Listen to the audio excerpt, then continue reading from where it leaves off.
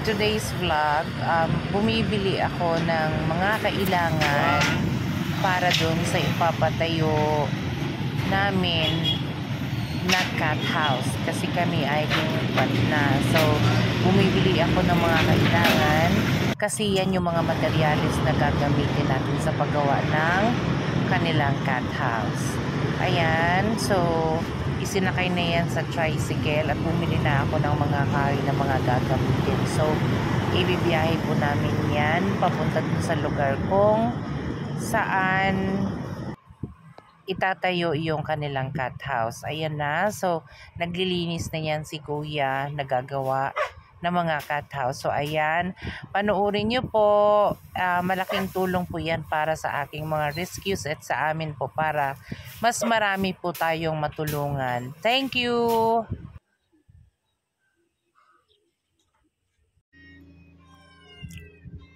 Kumakain ako guys kasi nagpapagawa ako ng bahay ng aking mga pusa. Yan oh. Kunti lang yung kanin ko tapos may pumasok pa dito oh. Hahatiin ko na lang yung kanin ko, saglit lang.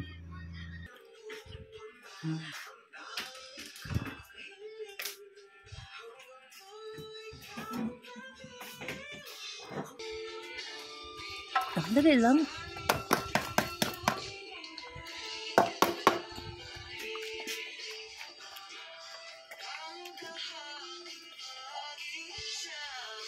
Aso siya nang dating tumira dito tapos umalis yung amo niya, hindi nagbayad, tumakas lang tapos pati siya iniwanan na.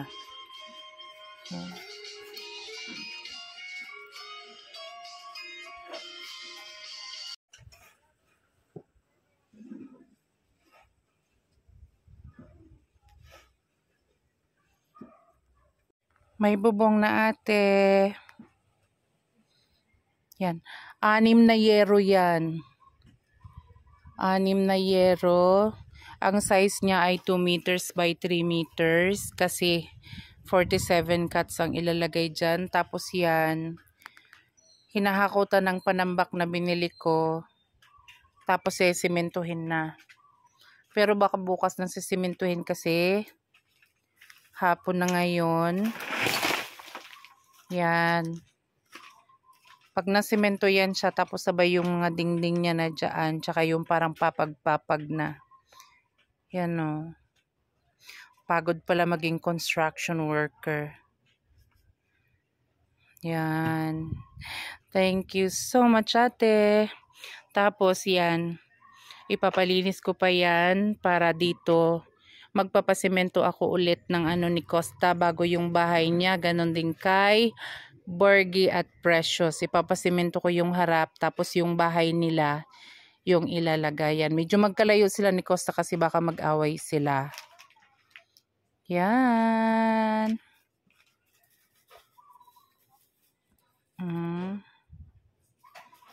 May bubong na.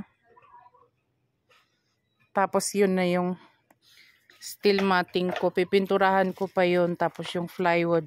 Ito nag-additional ako ulit ng kahoy. My God, hindi pala mura ang kahoy. Kahoy pa lang po, 6,000 pesos na. 6 na yero. Tapos yung mga steel matting. Yan. Tsaka yung plywood. Para pa lang yan sa mga pusa. Wala pa yung para sa mga aso.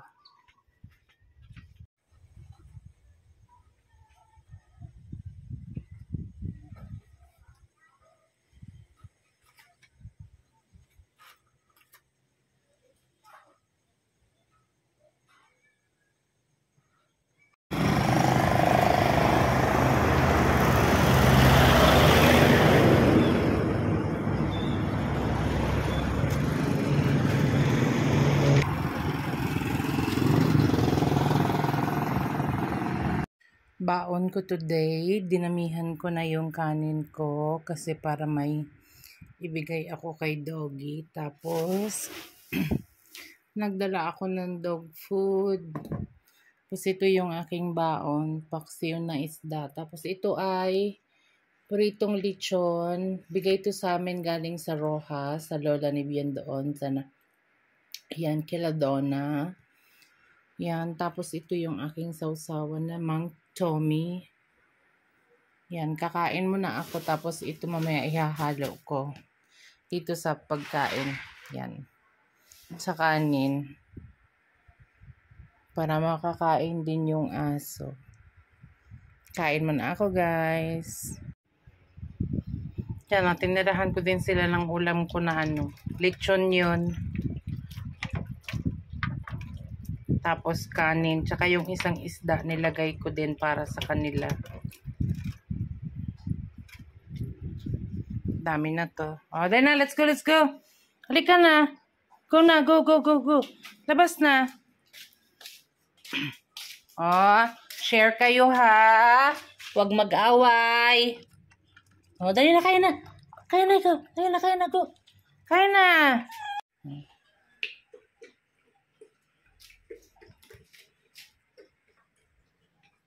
Ayan si Ahas, aso yan nila nanay. Pero ito yung iniwanan na aso.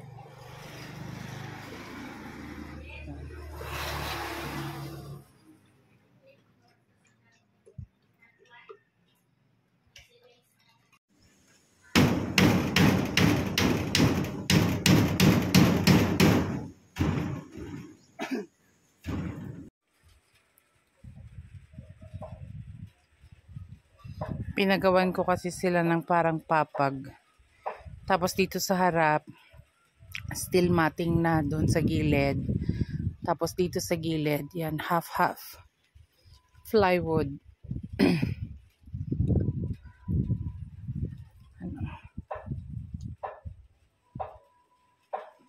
Yan.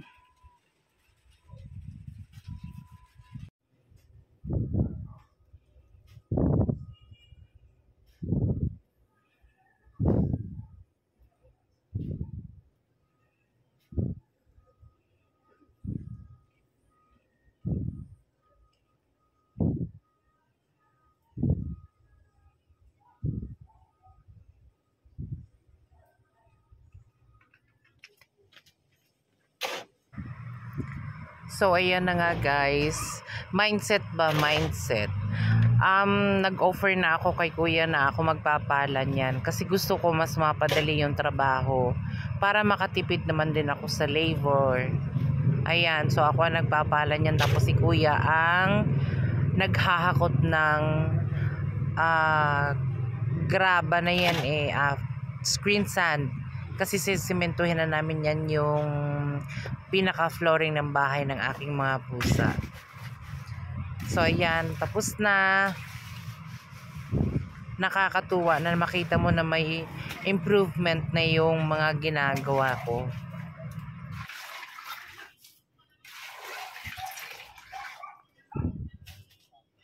Ito yung baon ko today. Sardinas. Tapos, pritong baboy. Dinamihan ko ulit yung kanin ko kasi para may maibigay ako sa kanila. At ito, pinalalambot ko na yung dog food nila. Yan, saglit lang. Ito na pagkain nila. Saan si Ahas? Hi? Isang dali.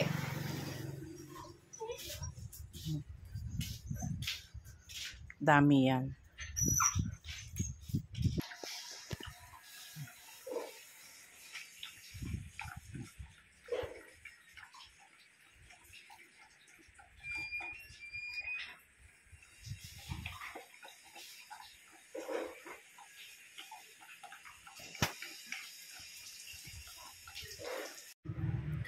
Sila yung mga kasalo ko kapag nagtatanghalian na ako, pag nagpapahinga din si kuya na nagtatrabaho dun sa cat house. Yan, kumakain din sila habang kumakain ako.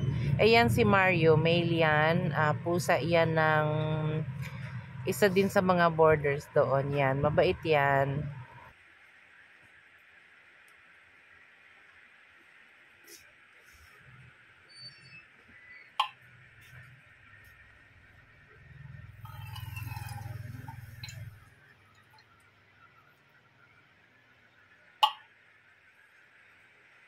Kain na.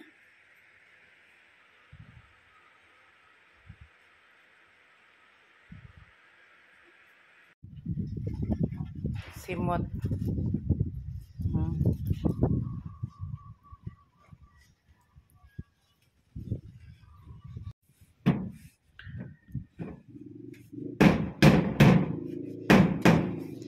Yan.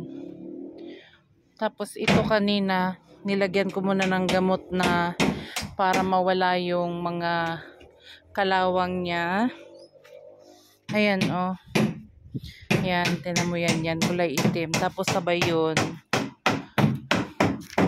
Yan, dalawa pa yan, oh. Parang makalawang siya. So, nilagyan ko po muna ng gamot ito. Tapos ngayon, pipinturahan ko na siya ng white. Yan. Bumili ako ng, ito ay thinner, paint thinner. Tapos ito yung gagamitin ko. Yan. Ito yung brush ko. Ay, Diyos ko. Yan, talagang tumutulong ako ate para makatipid ako sa labor. Yan. Ayan, nakatapos na ako ng isang steel matting na pinipinturahan. Oh, kumusta ang kamay ko? Yan. 3 pa ang pipinturahan ko at baliktad pa nito.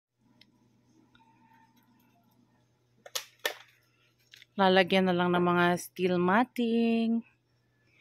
Yan.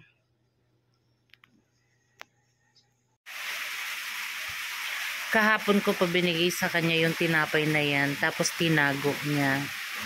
Ngayon niya lang hinukay. Pero napakain ko na sila ngayon. 2 sila nito. Oh. Sila yung aking mga Audi guard.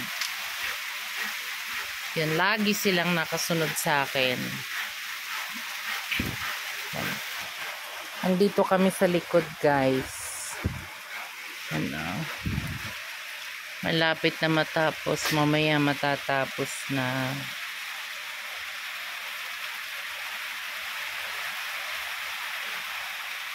Apakasinop ni Doggy. Yan.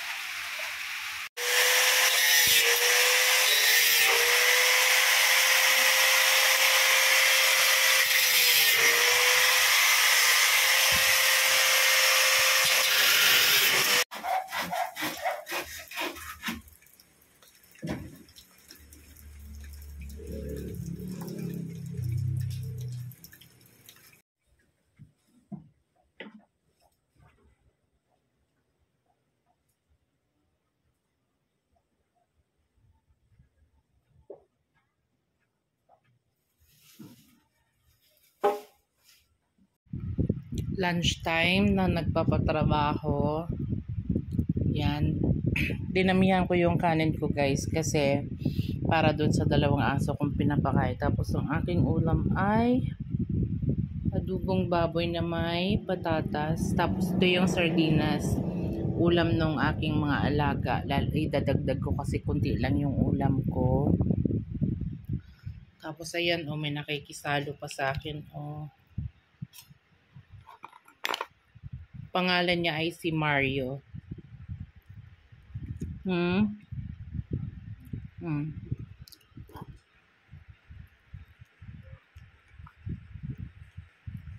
Yan, kain muna ako. Yan, prepare akong pagkain nila. May natira akong adobong konti. Kunti lang kasi ang baon ko. Tapos itong sardinas. Paulam ko sa kanila. Tsaka ito.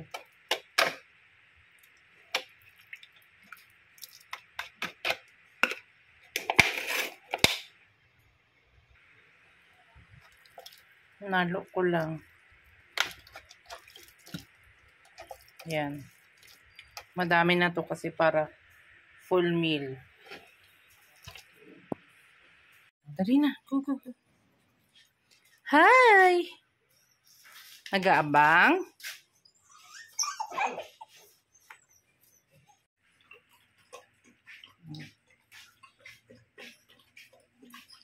May kanin yan. May kanin, may adobo, may sardinas, may dog food. Ayaw na yung mag-uwi niya. Stop lang. 3 taon dito na.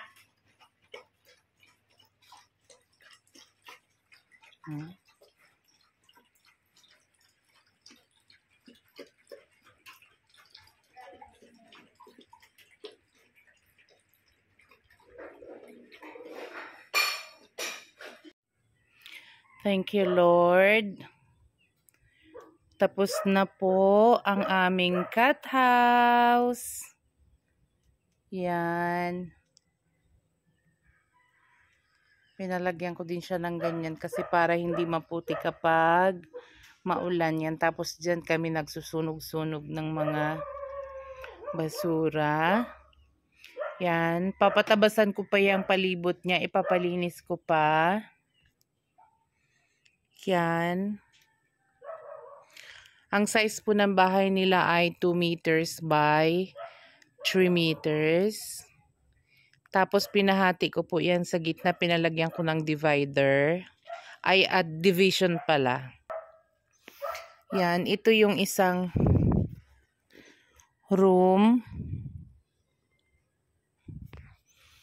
Yan. Lalagyan ko pa yan siya ng floor mat. Wait ko lang magka-budget ako. Yan. Yan. Yan po. Ito din yung kabila. Yan, ito din.